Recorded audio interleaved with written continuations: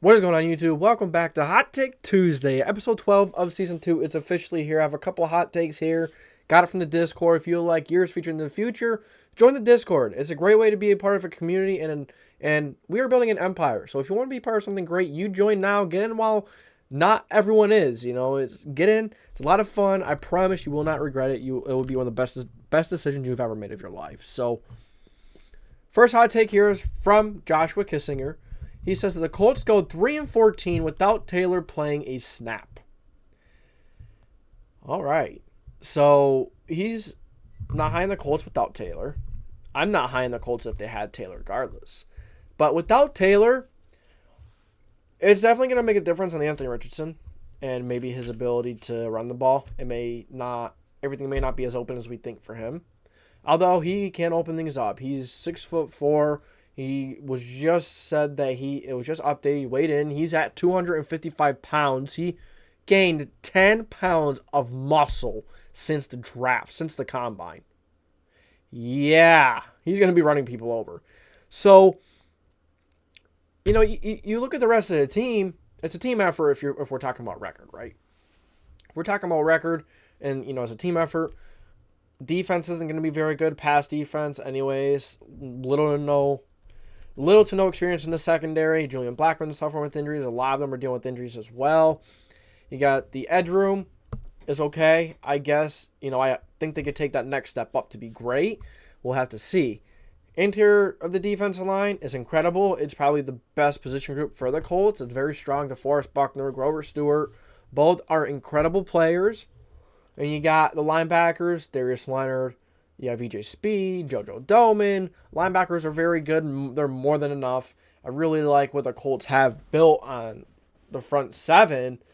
But, in the back end, what do you have? You don't have much. It's pretty rough. And, if you get any experienced quarterback out there with some kind of protection, he is going to eat this defense alive. So that is my main concern with this team, especially the defense. You look at the offense. Hopefully the offensive line can take the step. I was going to say back. We don't want them to take another step back. That would be horrible. You want them to take that step forward to becoming what they were 2 or 3 years ago. That's what I was looking for. But with or without Taylor, I think without Taylor makes 3-14 seem a lot more predictable. The secondary is horrible. We're not sure how well the passing game is going to be. You saw a clip of Anthony Richardson throwing it to Ashton Dulin the other day. Jalen Jones was in there, cornerback. Jalen Jones caught up and he intercepted the ball. A lot of people were going crazy over Jalen Jones, but that was a late throw. Ashton Dulin cut and the ball didn't come out until, a second or two after the cut. And I think Anthony Richardson throwing that ball late, no, it did give Jalen Jones a chance to recover and intercept it. So Anthony Richardson's got a lot of learning to do. He was playing with the twos. If he was playing with Doolin, Jalen Jones, I would think the twos. I mean Jalen Jones. You never freaking know with the injuries going on in the secondary. But it sounds like he's playing with the twos. Maybe not. Maybe Doolin was in there for a couple of snaps and. It just didn't go as planned, and Anthony Richardson threw it very late. Doolin was open. Richardson just didn't throw it to him. He didn't throw off the cut, and he's gonna have to get good with that anticipation. He's gonna have to learn how to do that because that's part of the NFL. And if he's not gonna be good with that year one, he's gonna be pretty bad with most things, which I expect him to be in the pass game. I expect him to improve over a couple years, but 3-14 without Taylor, wouldn't that shock me? I'm going warm. I'm going to say it's a little unlikely, considering how good the run game can be. And some parts of the defense could be. But 3-14 would not surprise me. I mean, let's go cold. Let's go cold. It wouldn't surprise me if they go 3-14. This team is not. They've got some pretty big question marks and some pretty important positions. So I'm going cold. I would not be surprised if the Colts go 3-14. My range, probably 3 wins to 6 or 7. Next take we have here is Jonathan Taylor. Gets traded. Whoa, lots of Taylor. Lots of Taylor takes and mentions so far. Rightfully so. One of the best running backs in the league. Taylor gets traded to the Jets. So Irsay has already stated he won't trade him, but he obviously wants to get paid. And something interesting came out today. Shane Steichen and Jonathan Taylor were standing next to each other. And it was heard someone said that Shane Steichen said that once Jonathan Taylor is cleared by medical staff, he would be back in the field practicing. Now, it's just so confusing because he failed the physical, and there's a big story came out that he hurt his back in Arizona when he was training. So then he failed his physical, and then he came out a few days later after a bunch of drama and said that his back is fine and there's no problem with his back. So I have no clue what's going on. Honestly, I don't. This is one of the very few times I will believe the media over the player because we have a lot of great Colts reporters, great sources. They don't lie. They don't just make stuff out of thin air. We have a lot of great reporters. So I think Taylor's maybe lying a little bit there, saying he's not injured, that he doesn't have a back problem, because don't forget that Irsay said in the offseason he's healthy and he can't wait for him to go. So the ankle's fine. So what could it be? It's got to be the back. It has to be. The story just doesn't add up. But so the Jets really hot with Dalvin Cook right now. And that has been seeming like that, it's just a matter of time. That it's basically happening, it's just when. But it seems like since this thing happened with Taylor, things kind of slowed down with that, with those talks. So maybe the Jets want to trade for him. But I don't see any team wanting to give the Colts what they're going to want for a running back that's having back issues and coming off of a season in which he had season-ending ankle surgery. You don't know how he's going to come back. We have no clue. As we know, running backs don't last very long. Those 3 years that he was 2.5 years, he was really good. That ankle surgery can all of a sudden just flip the switch and be like, yeah, he's not that good anymore. That's just how running backs are. That's just what happens. And they're not being paid so much because you could find them on trees right now. They're just growing on trees. Like I said earlier in my live, it's supply and demand. The world runs off of the supply and demand system. Doesn't matter what it is. It doesn't. So I don't know. There's a few other teams out there. You got the Rams. You got, I don't know why I put the Browns here. But you got the Rams, you have the Eagles, you have the Washington Commanders, and basically the entire AFC East.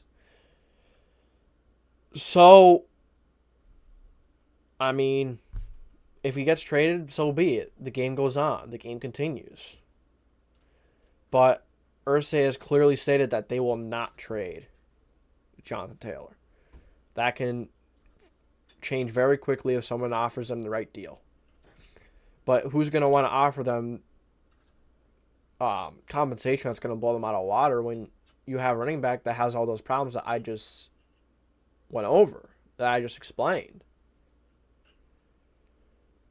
So, will he get traded to the Jets? I'm going to go hot just because I think the Jets are going to go with Cook right now. You don't have to give up any compensation. You're just going to have to pay Cook. You're not going to have to pay Cook as much as Taylor. I know Cook is having some legal issues right now. But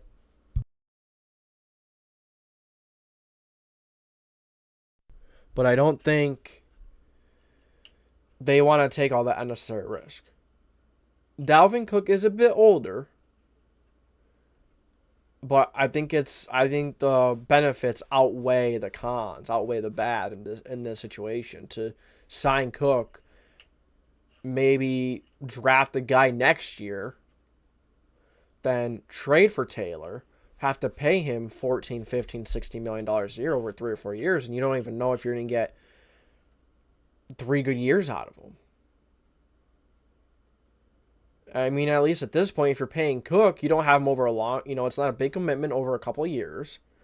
It's not as much money.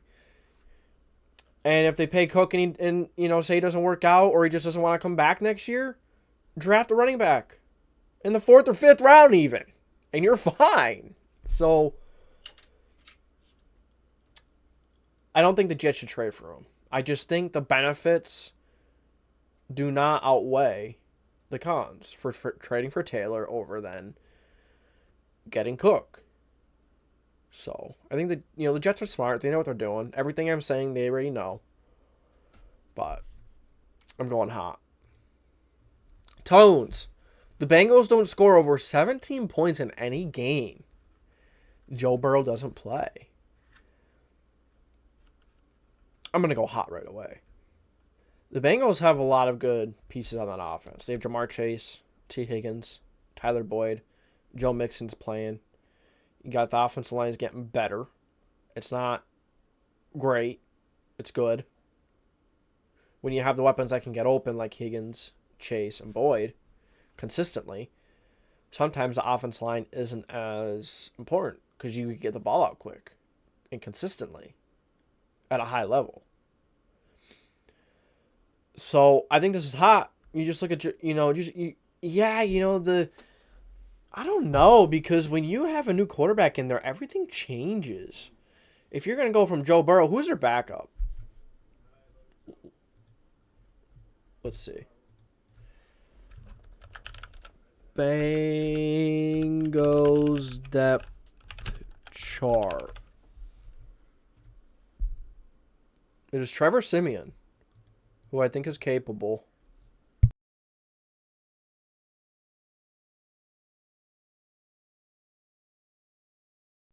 So I think Trevor Siemian is capable, especially with the cast he would have. He just had to get the ball out quick and manage the game, which I think he would be more than capable of. I think he could do that. And he's got a good coach. I think Zach Taylor is one of those coaches that a lot of people aren't a fan of. I really like Zach Taylor. I think he's better than what people give him credit for. Now there's Joe Burrow, probably make him better. I mean, if you have a top 5 quarterback, or if you have a quarterback like Burrow, Mahomes, Brady, Manning, it's going to make the coach look better no matter how good he is. It's going to make him look even better than he is most of the time. Andy Reid, no, Andy Reid's a coach, not a quarterback, you ding dong. But it's just how it works. It's just how the dice roll. But I think they could absolutely put up 17 or more points that they need. Now, it does depend on the defense they play. That's another thing. Because if a defense has some good corners, some wild pass rush, and they're just an overall really well-coached defense, then yeah, I could absolutely see them struggling, because I could see any backup quarterback struggling against something like that. But that backup quarterback has a pretty damn good cast around him. So maybe not. And considering he's only in a game or two, possibly, I think he'd be fine. I don't think there'd be too much. I mean, there's going to be a drop-off at quarterback, that's for sure, but I don't think it's going to be that bad. All right. So I went hot on that one. Let's move on to number 4. I don't know if this is number 4 or not. I think so. Gold 4307. Jalin Hyatt ends up in the running for Offensive Rookie of the Year. This is a hot one. No, that's not my rating yet. Jalin Hyatt. He complements Daniel Jones, and Jalin Hyatt will complement each other incredibly well. Hyatt's fast, great deep route runner. Then you have Daniel Jones, who's one of the best deep throwers in the league. Jones is very good at throwing the ball deep. And the combination of his arm strength, his accuracy, his consistency to throw downfield at a high level, and having Jalin Hyatt with his speed and the way he can get open downfield, I can see Hyatt having a big year. But my only problem with that is you look at the other talent you got. He's going up against quarterbacks, which we all know. A lot of rewards are usually geared towards quarterbacks. But you do have Bijan Robinson, who would be my number 1 right now. I don't think but he says in the running, not winning it. So Bijan Robinson, I think he's going to win it. Would not shock me. He's number 1 in odds for a reason. If Arthur Smith in that offense is able to get Tyler Algier, he was a 5th-round pick. Maybe he's not the most outrageously talented running back, but then you look at Bijan, who is wild. Bijan's going to kill it. He's going to absolutely kill it. His speed, his elusiveness, his vision, oh my gosh. And his ability to catch the ball is really good as well. Got Bryce Young, quarterback, does have good cast around him. We're going to see how he performs year 1. That's an all right cast, actually. It's not great. Tackles are good. Interior of the offense line is pretty bad. You do have some good weapons. DJ Chark. Stop sleeping on DJ Chark, please. Chark is so good. I want to put him higher in my wide receiver rankings, but I'm like, I can't put him higher than some of these guys who have done better than him. But I love DJ Chark. Very good. Anthony Richardson, of course, his running ability. Maybe he has a lot of big-time plays here and there in the air. CJ Stroud, who's got a pretty good supporting cast around him, has hopefully the Houston Texans' stable head coach. They keep that coach for a little while, and he does that at a high level, which I think he could. JSN, Jahmyr Gibbs. I think Jahmyr Gibbs is going to have a wild year. A lot of people thought that was very high for him. At first, I'm like, yeah, that is high. But you step back and you realize, the Lions drafted to win right now. The Lions are they draft Jack Campbell. That was a bit high for him, but he's a decent linebacker. He can be pretty good, So, in the running, warm. I think it's possible, considering the situation he has, a quarterback that he gets, a quarterback skill set really complements him well. They complement each other. So I'm going to go warm. Should I go warm? Should I go cold and say it's likely? I'm going to go cold. I think it's likely he's in the running. I think he may surprise some people. No one's really talking about him. I'm going to go cold myself. That may be a hot take within itself of me rating the hot take, but I like Hyatt. I don't know why I keep saying Hyatt. I think it's like Hyatt. Whatever. Close enough. All right. Last but not least, we got Red the Rat. Colts make the playoffs with Anthony Richardson. I put a little gif into the Discord because I was a little like, wow, this is a hot take.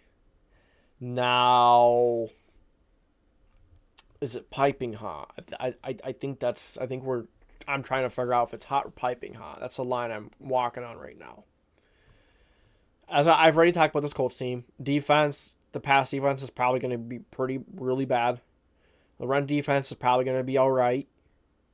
But if you can't stop the pass, it just throws up the rest of the defense. But I'd rather be able to stop the run at a high level than, I don't know. I don't really know what, because if you can't stop the run, then you can't do anything on defense, really.